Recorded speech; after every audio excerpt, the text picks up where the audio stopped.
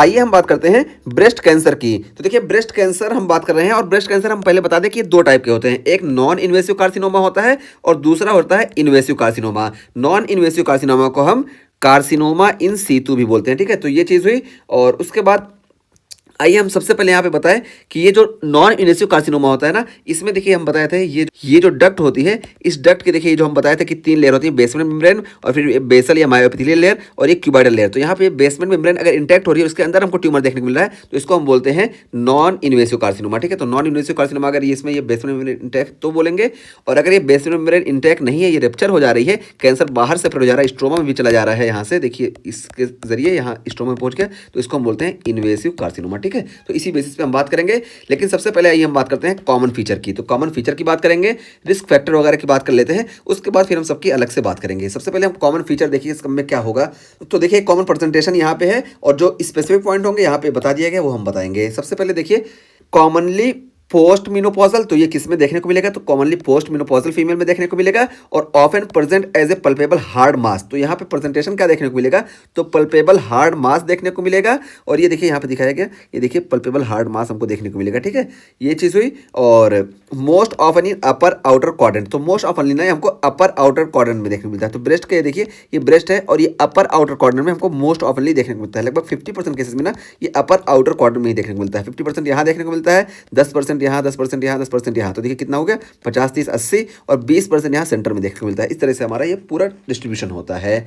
और उसके बाद फिर देखिए invasive cancer can become fix to pectoral muscle, deep fascia, Cooper ligament and overlying skin, जिसकी वजह से क्या होगा, निप्पल रिट्रैक्शन या स्किन डिम्पलिंग देखने को मिलेगी। तो देखिए हम बताए थे ना पिछली वीडियो में ब्रेस्ट की एनाटॉमी में कि ये जो होती है 2nd to 6th रिब पे लाई करती है। और जब यहाँ पे देखिए जो पेक्टोरलिस मेजर मसल्स होती है, उसके ऊपर जो फेशिया होता है, इसको हम बोलते हैं पेक्टोरलिस फेशिया। ठीक है, और इसी को हम डीप फेशिया भी बोलते हैं, पेक्टोरलिस फेशिया या डीप फेशिया। और इसी डीप फेशिया पे ये देखिए कूपर लिगामेंट होता है और ये कूपर लिगामेंट जो होता है ये ब्रेस्ट को बिल्कुल सपोर्ट प्रोवाइड करता है। यहाँ निप्पल से भी हर जगह से ये ब्रेस्ट को सपोर्ट प्रोवाइड करता है और यही ब्रेस्ट के शेप के लिए रिस्पॉन्सिबल होता है। लेकिन जब इन्वेसिव कार्सिनोमा होगा ना, यानी यहाँ पे सिर्फ लोब नहीं बल्कि ये स्ट्रोमा भी इन्वॉल्व होगा, तो यहाँ पे भी हमको फाइब्रोसिस वगैरह देखने को मिलेगी। और जब यहाँ पे हमको फाइब्रोसिस देखने को मिलेगी ना, तो ये अंदर खींचेगा। तो जब अंदर खींचेगा तो यहाँ पे हमको डिम्पलिंग देखने को मिलेगी। अगर इस वाले हिस्से में है तो यहाँ पे स्किन में डिम्पलिंग देखने को मिलेगी। अगर यहाँ पे एरुलर हिस्से में है या निप्पल वाले हिस्से में ये इन्वॉल्व हो रहा है, तो हमको निप्पल की डिम्पलिंग देखने को मिलेगी। तो यहाँ पे यही बताया गया कि देखिए invasive cancer can become fix to pectoris muscle, तो pectoris muscle, deep fascia, Cooper ligament and overlying skin. तो यहाँ पे जब ये फिक्स होगा ना, तो जिस कूपर लिगामेंट पे यहाँ पे जो लोकेशन होगी, उस हिसाब से हमको निप्पल की रिट्रैक्शन या स्किन का हमको डिम्पलिंग देखने को मिलेगा। तो यहाँ पे तो निप्पल जो अंदर चला जाएगा, इसको हम निप्पल रिट्रैक्शन बोलेंगे, कूपर लिगामेंट अंदर खींच लेगा। और जबकि यहाँ पे अगर फाइब्रोसिस वगैरह हो रही है, तो कूपर लिगामेंट अंदर इसको पुल करेगा, इस वजह से हमको स्किन की डिम्पलिंग देखने को मिलेगी। तो ये चीज़ यहाँ पे बताई गई। और उसके बाद फिर देखिए बताया गया कि usually arise from terminal duct lobular unit. और जो ब्रेस्ट कैंसर होते हैं ना, मोस्टली ये टर्मिनल डक्ट लोबुलर यूनिट यहाँ से अराइज होते हैं। तो टर्मिनल डक्ट लोबुलर यूनिट से मोस्टली कैंसर अराइज होते हैं। और उसके बाद फिर यहाँ पे देखिए एम्प्लीफिकेशन या ओवर एक्सप्रेशन ऑफ एस्ट्रोजन या प्रोजेस्टेरोन रिसेप्टर या HER2 न्यू रिसेप्टर देखने को मिलता है। तो देखिए हम बताएं कि ब्रेस्ट में नॉर्मली क्या होंगे कि एस्ट्रोजन के रिसेप्टर प्रेजेंट होते हैं और प्रोजेस्टेरोन के रिसेप्टर प्रेजेंट होते हैं और HER2 न्यू रिसेप्टर प्रेजेंट होते हैं। ठीक है, तो नॉर्मल ये होते हैं। लेकिन यहाँ पे ब्रेस्ट कैंसर की कंडीशन में इनका एम्प्लीफिकेशन हो जाता है। और जब इनका एम्प्लीफिकेशन हो जाता है ना, तो उसी हिसाब से इसको हम क्लासीफाई करते हैं। और 4 टाइप के मेनली होते हैं और इसको हम बोलते हैं molecular classification of breast cancer. ये बहुत ही इंपॉर्टेंट है, प्रोग्नोस्टिक रोल भी इसका है। तो यहाँ पे हम बताते हैं। तो देखिए ये एस्ट्रोजन रिसेप्टर को हम ER बोलते हैं, प्रोजेस्टेरोन रिसेप्टर को PR बोलते हैं और HER2 रिसेप्टर। ठीक है, तो ये 3 तरह के रिसेप्टर होते हैं, यहाँ पे प्रेजेंट होते हैं, बहुत ही इंपॉर्टेंट होते हैं। इसी हिसाब से हम ट्रीटमेंट वगैरह करते हैं। तो देखिए इसको हम बता देते हैं एक बार। तो देखिए अगर ब्रेस्ट में ना हमको कैंसर देखने को मिल रहा है और यहाँ पे ER PR पॉजिटिव यानी एस्ट्रोजन और प्रोजेस्टेरोन के रिसेप्टर हमको पॉजिटिव देखने को मिल रहे हैं और HER2 न्यू रिसेप्टर हमको निगेटिव देखने को मिल रहे हैं, तो इसको हम ल्यूमिनल A बोलते हैं। या इसी तरीके से हमको एस्ट्रोजन और प्रोजेस्टेरोन के रिसेप्टर पॉजिटिव देखने को मिल रहे हैं और इसके साथ साथ हमको HER2 न्यू रिसेप्टर भी पॉजिटिव देखने को मिल रहे हैं, तो इसको हम ल्यूमिनल B बोलते हैं और इसी को हम ट्रिपल पॉजिटिव बोलते हैं। ठीक है, तो यहाँ पे देखिए 2 पॉजिटिव थे, 1 निगेटिव थे, तो इससे हमको नहीं मतलब है, इसको हम ल्यूमिनल A बोल दिए। लेकिन यहाँ पे देखिए तीनों पॉजिटिव है, इस वजह से ल्यूमिनल B को हम ट्रिपल पॉजिटिव भी बोलते हैं। और फिर उसके बाद यहाँ पे देखिए ER PR निगेटिव होते हैं और यहाँ पे सिर्फ HER2 न्यू पॉजिटिव होता है, इस वजह से इसको हम सिंपली HER2 न्यू पॉजिटिव बोल देते हैं। क्योंकि यहाँ पे ये दोनों निगेटिव हैं, इस वजह से हम यहाँ पे इसको कंसीडर ही नहीं करते, इसको कंसीडर करते हैं।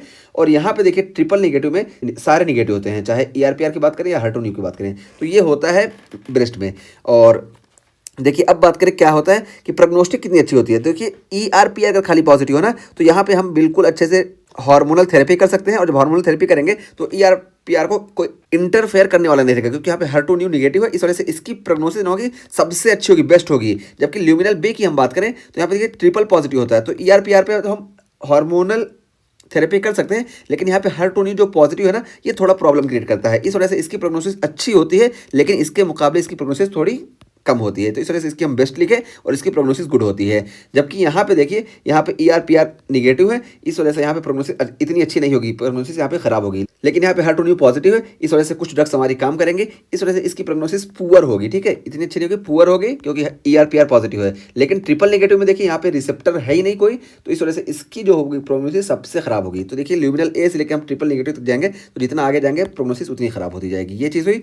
और एज की हम बात कर ले तो देखिए हमको पेरीमेनोपॉजल में देखने को मिलता है ट्रिपल नेगेटिव मोस्टली, और ये तीनों जो होते हैं हमको मोस्टली एल्डरली में देखने को मिलते हैं। और ये HER2 न्यू पॉजिटिव जो है ये मिडिल एज में भी देखने को मिल सकता है। तो ये इसका मॉलिक्यूलर क्लासिफिकेशन हो गया, बहुत इंपॉर्टेंट था, इस वजह से यहाँ पे हम बता दिए। तो यहाँ पे देखिए ये बताया गया कि एम्प्लीफिकेशन या over expression of oestrogen progesterone receptor या HER2 न्यू रिसेप्टर, इनका एम्प्लीफिकेशन या ओवर एक्सप्रेशन हो जाता है। और देखिए ये HER2 न्यू क्या है, NEGF रिसेप्टर, ठीक है, तो ये एंडोथेलियल ग्रोथ फैक्टर रिसेप्टर होता है।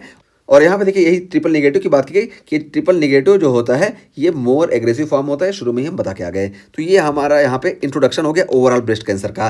और अब हम रिस्क फैक्टर की बात करें तो देखिए रिस्क फैक्टर फीमेल में अलग होगा और मेल में कम होगा, ठीक है, तो मेल में रिस्क फैक्टर थोड़ा सा होगा लेकिन फीमेल में ज़्यादा होगा, हम सबको बताते हैं। तो देखिए फीमेल में रिस्क फैक्टर सबसे ज़्यादा एज है, जितनी ज़्यादा एज होगी उतना ज़्यादा चांस होगा। इसी तरीके से history of a typical hyperplasia और family history of breast cancer, race यानी ये white patient at high risk, लेकिन ये ब्लैक पेशेंट में भी देखने को मिलता है। और जब ब्लैक पेशेंट में देखने को मिलेगा ना तो यहाँ पे हमको ट्रिपल निगेटिव देखने को मिलता है। और जब ट्रिपल निगेटिव देखने को मिला तो पता चला कि ब्लैक पेशेंट में नहीं देखने को मिलेगा, पहली बात तो ये, लेकिन अगर देखने को मिला तो इसकी प्रोग्नोसिस बहुत ही खराब होगी।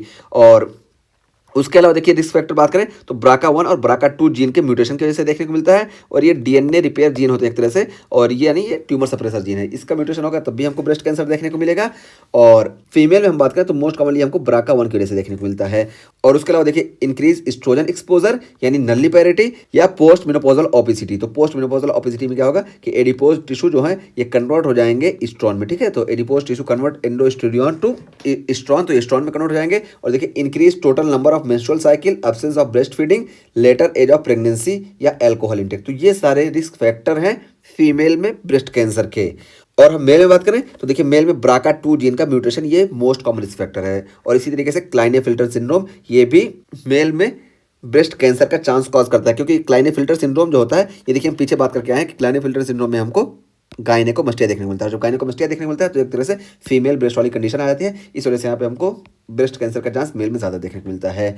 और उसका फिर देखिए यहाँ पे बताया गया कि axillary lymph node metastasis most important prognostic factor in early stage disease. तो अर्ली स्टेज डिजीज में एक्सिलरी लिम्फ नोड की मेटास्टेसिस जो होती है ये मोस्ट इंपॉर्टेंट प्रोग्नोस्टिक फैक्टर होती है। क्यों? क्योंकि सबसे पहले ट्यूमर ना यहीं पे सेपरेट होता है, ठीक है, तो एक्सिलरी एरिया में। और हमको मालूम है कि ये मोस्ट कॉमन लोकेशन भी जो होती है ये आउटर वाली होती है, अपर आउटर क्वाड्रेंट, तो इस वजह से सबसे पहले एक्सिलरी लिम्फ नोड में जाता है और एक्सिलरी लिम्फ नोड ही इसका मोस्ट इंपॉर्टेंट प्रोग्नोस्टिक फैक्टर है और अर्ली स्टेज में। तो इस तरीके से हम ब्रेस्ट कैंसर की ओवरऑल हम बात कर लिए। अब आइए हम सबकी अलग अलग से बात करते हैं।